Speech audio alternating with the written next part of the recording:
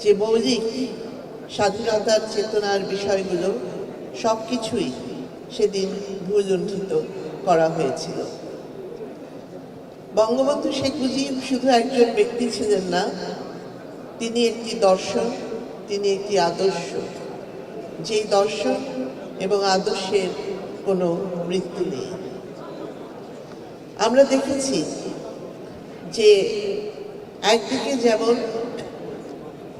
বাঙালি জাতির অধিকার প্রতিষ্ঠার জন্য দীর্ঘ 23 বছর নিরলসভাবে সংগ্রাম করে গেছেন বঙ্গবন্ধু শেখ মুজিব, ঠিক তেমনি তার পাশাপাশি থেকে নেপথ্যে থেকে তাকে সহযোগিতা করেছেন বঙ্গমাতা বেগম ফজলুন্নেসা মুজিব, তার সহধর্মী। কাজে এই মহিয়সী নারীরও আমাদের স্বাধীনতা সংগ্রামে যে অমূল্য অবদান রেখে গেছেন সেটাও জাতি চিরকাল শ্রদ্ধাভরে স্মরণ করে। জাতির পিতা বঙ্গবন্ধু শেখ মুজিবের জীবনকে আমরা যদি একটু বিশ্লেষণ করি তাহলে দুটো ভাগে যদি দেখেন, খুবই স্বল্প পরিসরের জীবন তার, এবং তার প্রথম অংশে যে 23 বছর তিনি কেবলমাত্র মানুষের অধিকার প্রতিষ্ঠার জন্যেই সংগ্রাম করে গেছেন।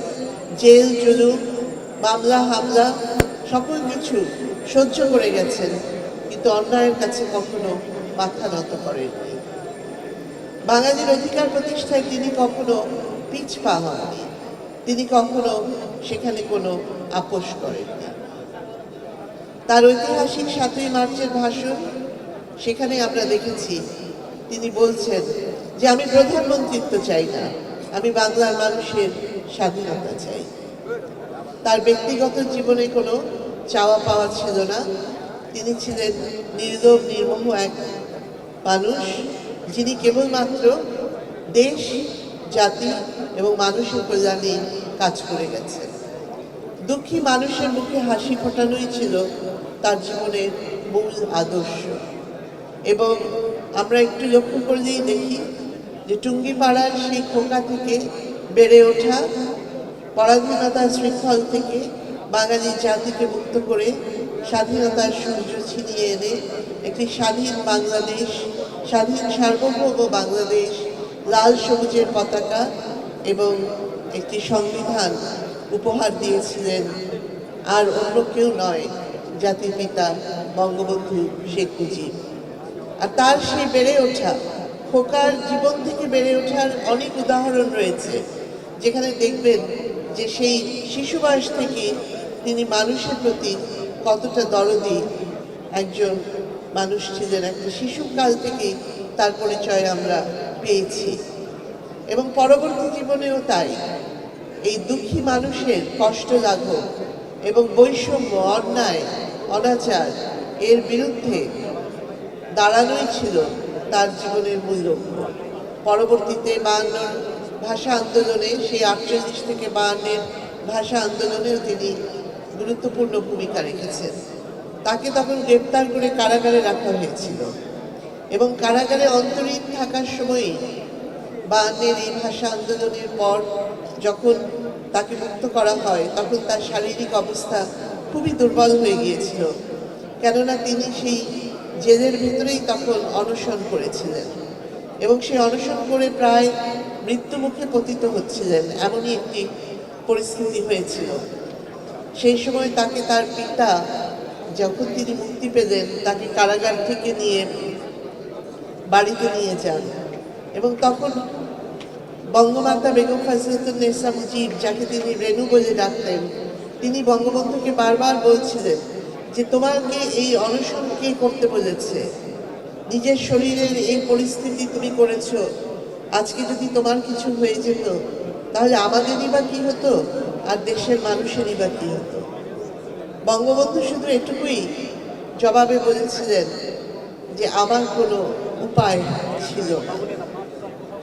এই যে একজন মানুষ, সমগ্র জাতির দায়িত্ব তিনি নিজে নিয়েছেন এবং যা তার করা সঠিক মনে হয়েছে, নিজের জীবনের ঝুঁকি নিয়েও তিনি সেটা করেছেন এবং বলেছেন যে তার আর কোনো উপায় ছিল না। এখান থেকে আমরা তার সেই ব্যক্তিত্বের পরিচয় পাই। এবং তারপরে 6 দফা, 69-এর গণ অভ্যুত্থান, 71-এর স্বাধীনতা যুদ্ধ, 71-এর সেই 25শে মার্চের কাল রাত্রিতে বঙ্গবন্ধুকে 32 নম্বর ধানমন্ডির বাড়ি থেকে গ্রেপ্তার করা হয়। তিনি চাইলে ওখান থেকে আগেই সরে যেতে পারতেন, কিন্তু তিনি তো তা করেননি। তিনি 25শে মার্চ 32 নম্বরের সেই বাড়িতেই অবস্থান করেছেন এবং সেখান থেকেই তাকে পাক বাহিনী গ্রেফতার করে সেদিন নিয়ে গিয়েছিল এবং দীর্ঘদিন জানা যায়নি যে তাকে কোথায় নিয়ে যাওয়া হয়েছে। এরকম অসংখ্য উদাহরণ রয়েছে তার সাহসিকতা, অদম্য সাহস। আইয়ুব শাহী, ইয়াহিয়া শাহীর রক্তচক্ষু তাকে কখনো দমাতে যুদ্ধে লক্ষ লক্ষ মানুষ যুদ্ধ করেছে, লক্ষ লক্ষ মানুষ প্রাণ দিয়েছে যুদ্ধে। অর্থাৎ দেশটি স্বাধীন করার জন্য কিন্তু লক্ষ লক্ষ মানুষকে এক কাতারে এসে দাঁড়াতে হয়েছে।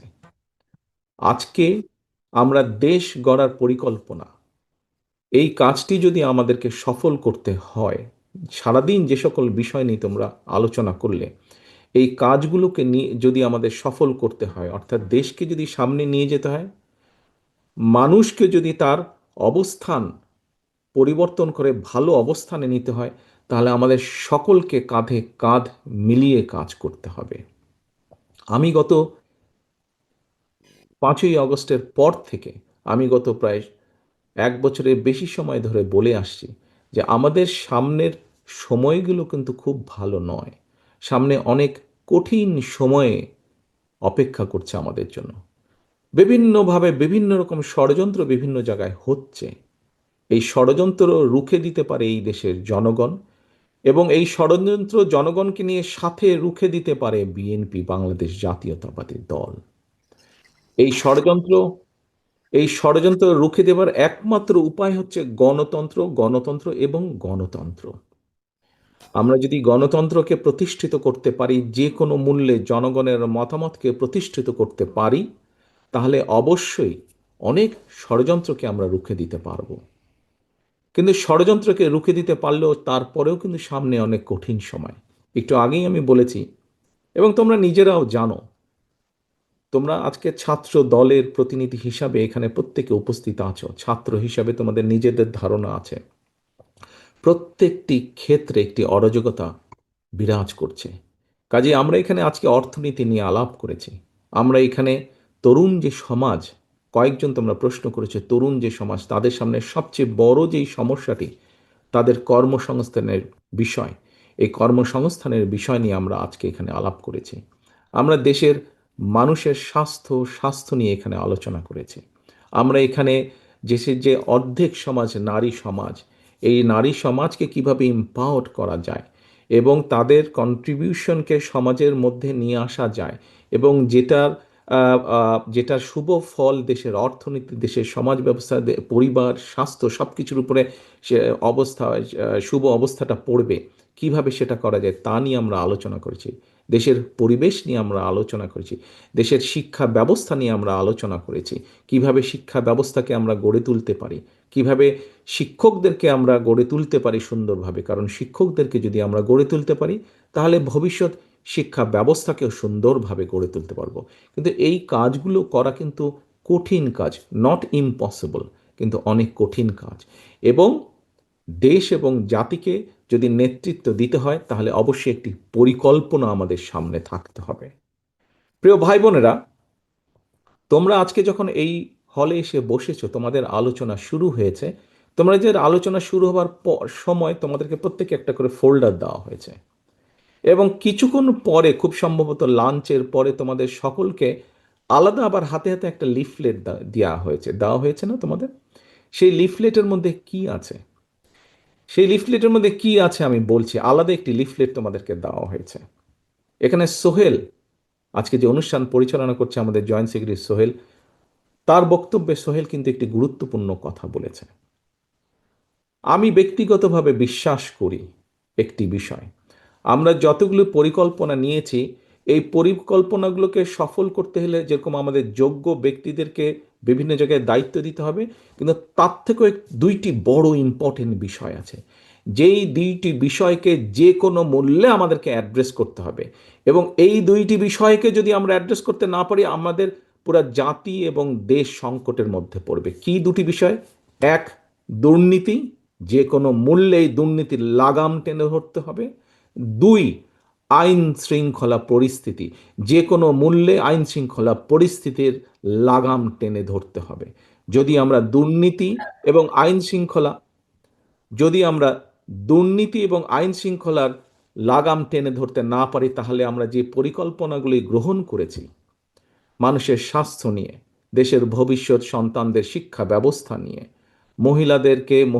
নারী সমাজকে এম্পাওয়ার্ড করার জন্য, দেশের কৃষি ব্যবস্থা, প্রত্যেকটি পরিকল্পনা আমাদের বাধাগ্রস্ত হবে, স্লো হয়ে যাবে আমাদের। সেজন্যই আমাদের সরকার গঠনের সুযোগ পাওয়ার সাথে সাথে সর্বপ্রথমে আমাদেরকে নজর দিতে হবে, সর্বপ্রথমে আমাদেরকে ব্যবস্থা করতে হবে দুর্নীতির লাগাম কিভাবে আমরা টেনে ধরব। প্রিয় ভাই বোনেরা, তোমাদের হাতে যে লিফলেটটা দেওয়া হয়েছে, এই লিফলেটের মধ্যে একদম তথ্য দিয়ে উপস্থাপন করা হয়েছে যে বিএনপি ২০০১ সাল থেকে ২০০৬ সাল পর্যন্ত যখন দেশ পরিচালনার দায়িত্বে ছিল, তার আগে এই যেই স্বৈরাচারকে বিদায় করা হয়েছিল, সেই স্বৈরাচার যখন দেশ ক্ষমতায় ছিল, সেই সময় কিভাবে তারা দুর্নীতিতে দুর্নীতি ছেয়ে ফেলেছিল দেশকে, এবং ২০০১ সালে দায়িত্ব পাবার পরে কিভাবে খালেদা জিয়ার সরকার ধীরে ধীরে ধীরে ধীরে দুর্নীতির অবস্থার উন্নতি ঘটিয়েছিল, দুর্নীতি থেকে ধীরে ধীরে কিভাবে দেশকে বের করে নিয়েছিল, একটি আন্তর্জাতিক সংস্থার সংস্থার যে অ্যানালাইসিস, সেই অ্যানালাইসিস একদম পুরা সুন্দরভাবে তোমাদের সামনে তুলে ধরা হয়েছে সেই লিফলেটটার মধ্যে। কাজেই আমরা দৃঢ়ভাবে, অত্যন্ত আত্মবিশ্বাসের সঙ্গে বলতে পারি, এই বাংলাদেশে যদি দুর্নীতির লাগাম টেনে ধরতে পারে, তাহলে একমাত্র বাংলাদেশ জাতীয়তাবাদী দলই পক্ষেই সেটা সম্ভব। সেইটি করা সম্ভব একমাত্র কারণ আমরা অতীতে করেছি, আমরা ইনশাল্লাহ ভবিষ্যতে দেশের মানুষ দিলে ভবিষ্যতে ইনশাল্লাহ আমরা সেই কাজটি করিয়ে দেখাতে পারবো। প্রিয় সহকর্মীবৃন্দ, কেউ কেউ বলে থাকে স্বৈরাচার যেভাবে বিএনপি সম্পর্কে, এই যে স্বৈরাচার, পলাতক যে স্বৈরাচার, তারা বিএনপির সম্পর্কে যেসব মিথ্যা প্রপাগান্ডা ছড়াতো, আমরা ইদানিং লক্ষ্য করছি কিছু কিছু ব্যক্তি বা দল ঠিক একই সুরে গান গাইছে বা একই সুরে কতগুলো কথা বলার চেষ্টা করছে। এখন প্রশ্ন হচ্ছে, তাদেরও তো দুইজন ব্যক্তি আমাদের সাথে সেই সময় সরকারে ছিল। এই দুজন ব্যক্তি পৃথিবীতে আর নেই। দুজনই সিনিয়র মানুষ, দুজনেই